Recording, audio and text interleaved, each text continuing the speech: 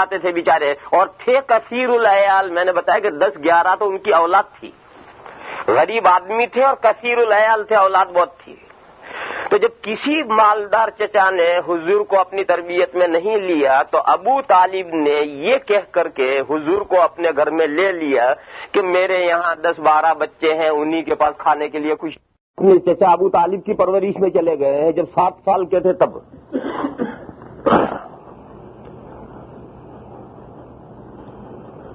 7 سال کا بچہ ہونہار سمجھدار ہوتا ہے.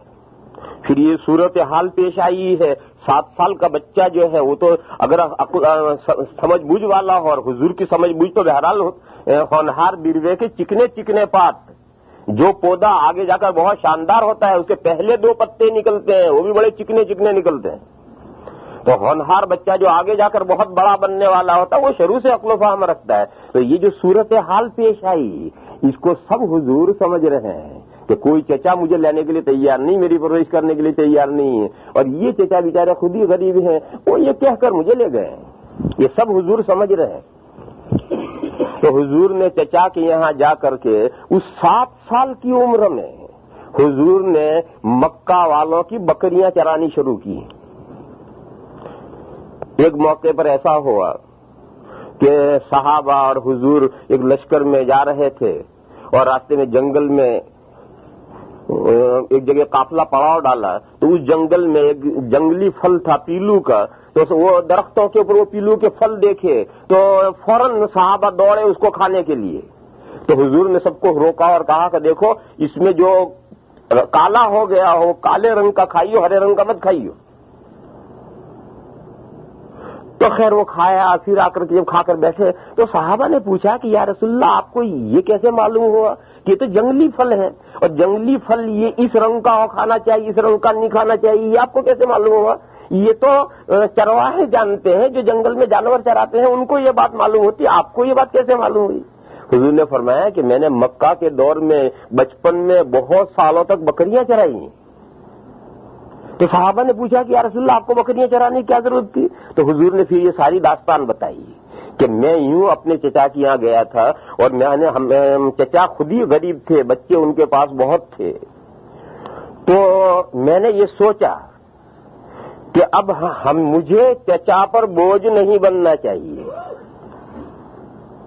7 سال کا بچہ سوچ رہا ہے کہ ٹھیک ہے چچا نے مجھے پرورش کے لیے لے تو لیا ہے, لیکن مجھے چچا پر بوجھ نہیں بننا چاہیے, مجھے کچھ نہ کچھ کام کرنا چاہیے. تو حضور نے فرمایا کہ قراریت پر, قراریت قیرات کی جمع ہے, اور یہ قراریت قیرات یہ وہی لفظ ہے جو انگریزی میں کیرٹ استعمال ہوتا, کیرٹ یہ وہی لفظ ہے عربی کا. اور ایک درہم جو اس زمانے میں چاندی کا روپیہ ہوتا تھا درہم, وہ 6 قیرات کا 1 روپیہ ہوتا تھا, 1 درہم ہوتا تھا, 6 قیرات کا مجموعہ 1 درہم. تو فرمایا کہ میں چند قیرات پر مکہ والوں کی بکریاں چراتا تھا. 1 بکری اس کی لے لی, 1 قیرات مہینے کا یہ دے گا, 2 بکریاں اس کی لے لی, 2 قیرات وہ دے گا. یوں مکہ کی بکریاں 20, 25, 30 مختلف لوگوں کی اکٹھا کر لی, اور ہر ایک سے پیسے طے کر دیے, کتنے, اس سے 25 پینس, اس سے 50 پینس, اس سے 10 پینس, یوں بکریوں کی ایک بکری کی قیمتیں کر کے وہ سارا ریوڑ بنا کر کے حضور جنگل میں چرانے لے جاتے ہیں, اور چرا کر کے لا کر سب کے گھر, شام کو سب کے گھر باندھ دیے. اور یوں جو تو پیسے تھوڑے تھوڑے پیسے ملتے تھے وہ سارے جمع کر کے لے جا کر چچا کو دیتے تھے.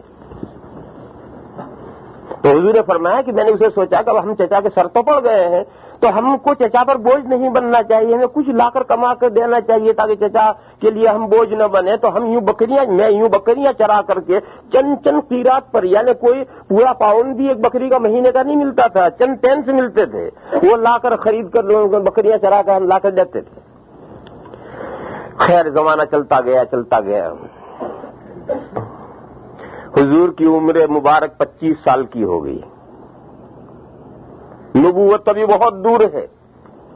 حضور کی عمر مبارک 25 سال کی ہو گئی, اور حضور کا حضرت خدیجۃ الکبریٰ سے نکاح ہو گیا, اور یہ نکاح چچا نے ابو طالب ہی نے کروایا تھا.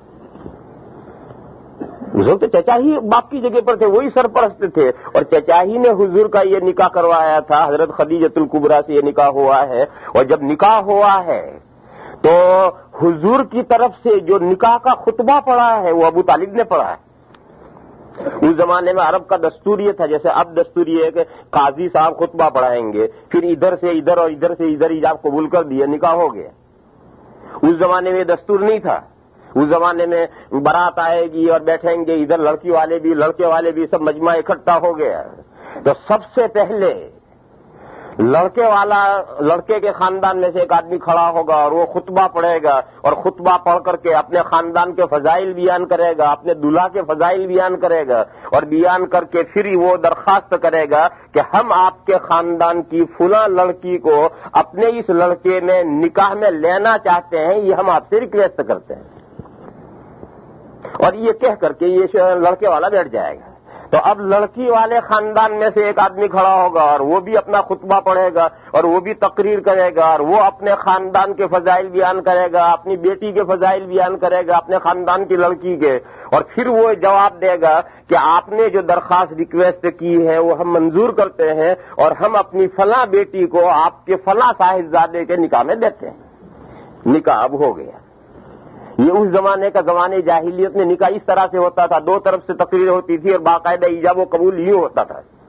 تو حضور اکرم صلی اللہ تعالی علیہ وسلم کا جب نکاح حضرت خدیجۃ الکبریٰ سے ہوا ہے تو حضور کھڑے نہیں ہوئے، حضور نے ایجاب نہیں کیا۔ حضور کی طرف سے حضور کے چچا جو بمنزل باپ کے حضرت ابو طالب تھے، ابو طالب نے کھڑے ہو کر خطبہ پڑھا ہے، اور اس خطبے میں جہاں انہوں نے قریش کی تعریف کی، اپنے خاندان کی، تو خاندان کی تعریف کرنے کے بعد دلہا کی بھی تعریف کرنی ہے۔ تو دلہا کی تعریف میں ابھی تو حضور کی 25 سال کی عمر ہے، ابھی تو نبوت بہت دور ہے۔ اس وقت ابو طالب نے اپنے اس بھتیجے کی شان میں اشعار قصیدہ پڑھا تھا، اور وہ اتنا جاندار قصیدہ پڑھا تھا کہ آج بھی اس کا جواب نہیں ہے حضور کی تعریف میں۔ اس کا ایک شعر ہے، وہ اب یستسقى الغمام بوجهه، یہ وہ گورا لڑکا ہے کہ جس کے چہرے کا واسطہ دے دو تو بادل برس جائیں۔ یہ اس کا ایک مصرع ہے، وہ اب یستسقى الغمام بوجهه، ہمارا لڑکا وہ گورا لڑکا ہے اور اس کا اتنا مبارک چہرہ ہے کہ اگر اس کے چہرے کا واسطہ دے دو تو بادل برس جائیں۔ تو پورا قصیدہ پڑھا تھا انہوں نے حضور کی تعریف میں۔ خیر، نکاح ہو گیا۔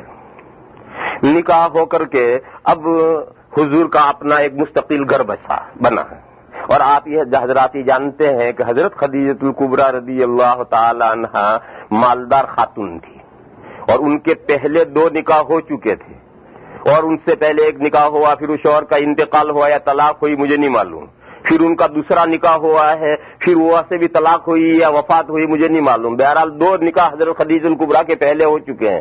اس کے بعد پھر وہ بیوہ تھی، اور بیوہ ہونے کے ساتھ حضور کے ساتھ ان کا نکاح ہوا ہے، اور حضور کے ساتھ نکاح حضور نے نہیں کیا ہے، ان کی طرف سے رغبت ہوئی تھی، انہوں نے چاہا تھا، اور انہوں نے چاہا اس لیے تھا کہ وہ مالدار عورت تھی اور بزنس کرتی تھی، اور ان کے نوکر تجارتی سامان لے کر کے یمن اور شام جاتے تھے۔ تو جب حضور 25 سال کی عمر ہو گئی تو اس وقت اس کا ایک کیروان جا رہا تھا تجارتی بزنس کا سامان لے کر، تو وہ جو نوکر تھے انہوں نے کچھ اور نوکر چاہے، تو حضور ان کے کیروان میں نوکر ہو کر کے اس کیروان میں گئے تھے۔ اس کیروان میں جو حضور کی برکات اور فضائل ان نوکروں نے دیکھی، ان نوکروں نے آ کر اپنی سیٹھانی سے وہ بیان کیا کہ یہ جو ہم نوکر لے گئے تھے محمد نام کا، اس سے تو سفر میں یوں ہوا اور یوں ہوا اور یوں ہوا، بڑے عجیب عجیب، کہ جہاں دھوپ ہوتی تھی ان کے سر پر بادل آ کر سایہ کرتا تھا، ہم دھوپ میں ہوتے تھے اور ان کے سر پر بادل آ کر سایہ کرتا تھا۔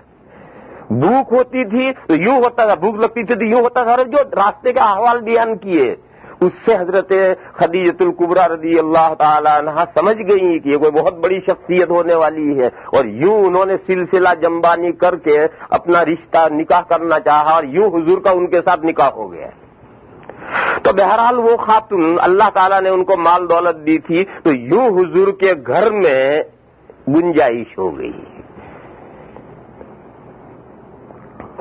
جب حضور کے گھر میں گنجائش ہو گئی تو اب تک تو حضور چچا کے یہاں رہ رہے ہیں، شادی بھی چچا کرا رہے ہیں، گھر بھی بسا رہے ہیں، لیکن اب بیوی جو آئی تو بیوی کی طرف سے اللہ کے فضل سے گھر میں گنجائش ہو گئی۔ تو حضور اکرم صلی اللہ تعالی علیہ وسلم نے چچا سے یہ کہا کہ چچا جان آپ کے اللہ تعالیٰ نے آپ کو بہت اولاد دی ہے، آپ پر بہت بوجھ ہے، یہ آپ کا چھوٹا بچہ ہے، یہ مجھے دے دیجیے۔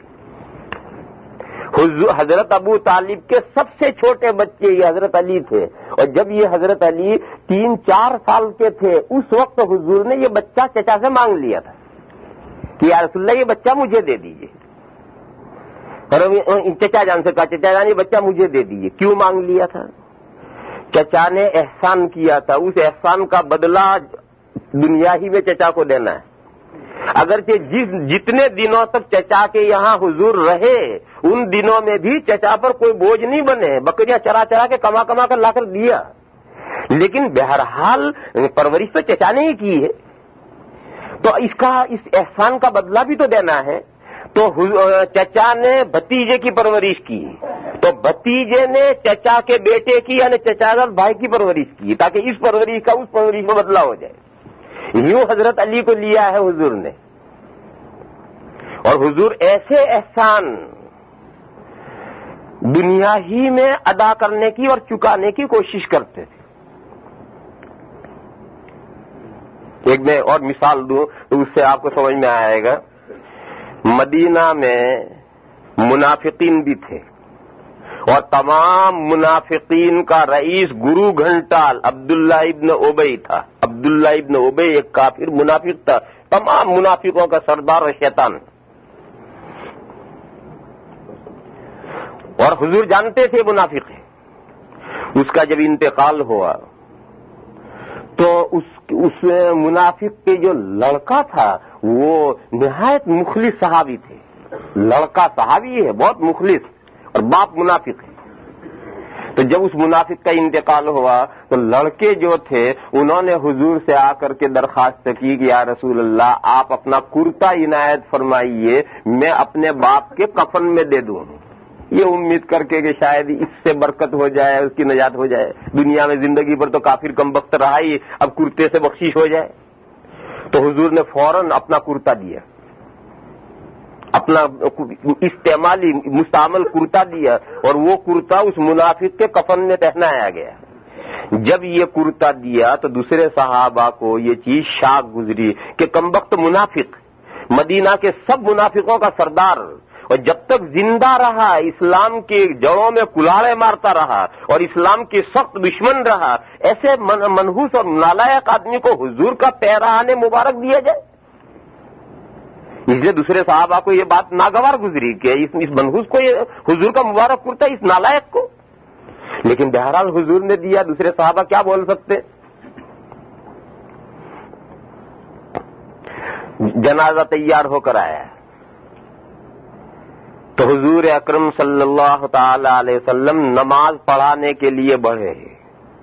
اب بہت پریشانی ہوئی صحابہ کی، اور حضرت فاروق اعظم رضی اللہ تعالی عنہ نے آگے بڑھ کر کے حضور کا دامن پکڑ لیا، اور نماز پڑھانے حضور بڑھ رہے تو حضور کو روک لیا اور کہا یا رسول اللہ اس نالائق نے فلاں موقع پر ہمارے ساتھ یہ کیا تھا، فلاں موقع پر یہ کیا تھا، فلاں موقع پر یہ کیا تھا، پچھلے سارے واقعات یاد دلائے کہ یہ تو ایسا منافق ہے، آپ اس کی نماز پڑھانے کے لیے تشریف لے جا رہے ہیں۔ تو حضور نے فرمایا کہ مجھے چھوڑ دو، مجھے اللہ نے ایسے لوگوں کی نماز پڑھنے سے منع نہیں کیا ہے، مجھے اللہ نے منع نہیں کیا تو میں پڑھتا ہوں جا کر، کیونکہ سورہ المنافقون میں منافقوں کے بارے میں اللہ تعالیٰ نے یہ ارشاد فرمایا ہے کہ استغفر لهم او لا تستغفر لهم ان تستغفر لهم 70 مرة فلن يغفر الله لهم۔ چاہے آپ ان منافقین کے لیے استغفار کریں، چاہے آپ ان منافقین کے لیے استغفار نہ کریں، دونوں باتیں سیم ہیں۔ اگر آپ 70 ٹائم ان کے لیے استغفار کریں گے تب بھی اللہ ان کی بخشش نہیں کریں گے۔ یہ سورہ منافقون میں آیت ہے، حضور نے اس کی طرف اشارہ کیا کہ اللہ تعالیٰ نے یہ تو فرمایا ہے کہ میرے نماز پڑھنے سے بھی، میرے استغفار کرنے سے بھی ان کمبختوں کی مغفرت ہونی نہیں، مگر اللہ نے مجھے منع نہیں کیا کہ تم ان کی نماز نہ پڑھیو، ایسا مجھے اللہ نے منع نہیں کیا، لہذا میں نماز پڑھاؤں گا۔ چنانچہ حضرت عمر نے چھوڑ دیا اور حضور بڑھے اور حضور نے نماز پڑھائی، اس کے رئیس المنافقین کے جنازے کی نماز پڑھائی۔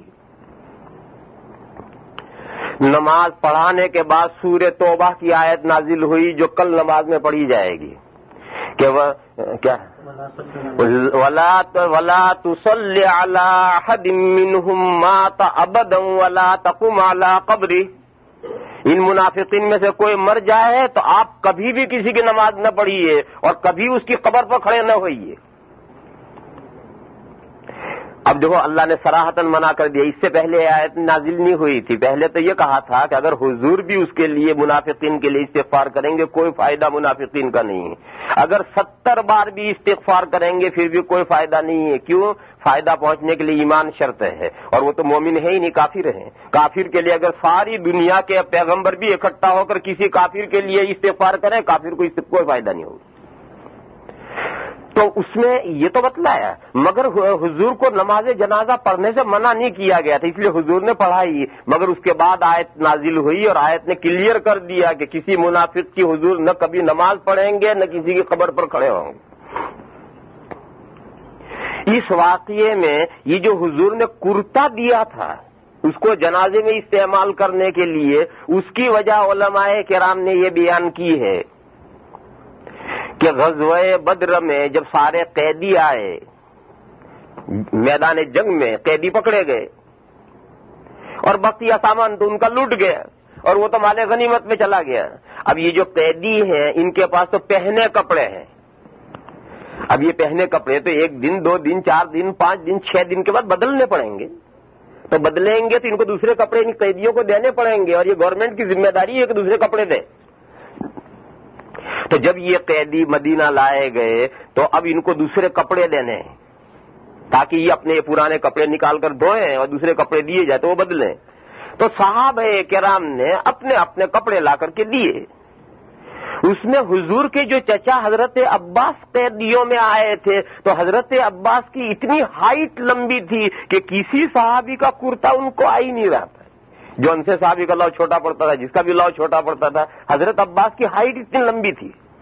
اور یہ جو رئیس المنافقین عبداللہ ابن ابی تھا یہ بھی اتنا ہی لمبا تھا، تو اس وقت اس نے اپنا کرتا دیا تھا اور وہ حضرت عباس کو پہنایا گیا تھا۔ تو حضرت عباس چاہے قیدیوں میں ہے لیکن ہے تو حضور کے چچا، تو حضور کے چچا کو اس نے کرتا دیا تھا، اس کو حضور نے اپنے لیے کوئی احسان مانا ہے، تو گویا چچا کو نہیں دیا، یہ تو بھتیجے پر احسان کیا ہے۔ یہ احسان چکایا حضور نے کہ اس کے مرنے کے بعد اپنا کرتا دیا جو اس کے جنازے میں کفن میں استعمال کیا گیا۔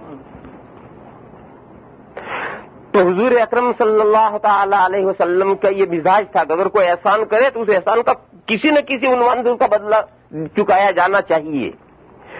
تو حضور کی پرورش چچا نے کی تھی، ابو طالب نے، اور پوری زندگی کی تھی، اگرچہ حضور ان پر چچا پر بوجھ نہیں بنے تھے لیکن بہرحال باپ کی جگہ پر تو چچا ہی تھے، پرورش تو انہوں نے کی تھی، تو یہ احسان کیسے اتارا جائے؟ تو جب حضور کا اپنا گھر بس گیا اور حضور صاحب خانہ ہو گئے، بیوی صاحبہ تشریف لے آئیں، وہ صاحب حیثیت ہیں، تو اب جو حضرت چچا کی جو سب سے چھوٹے بیٹے پیدا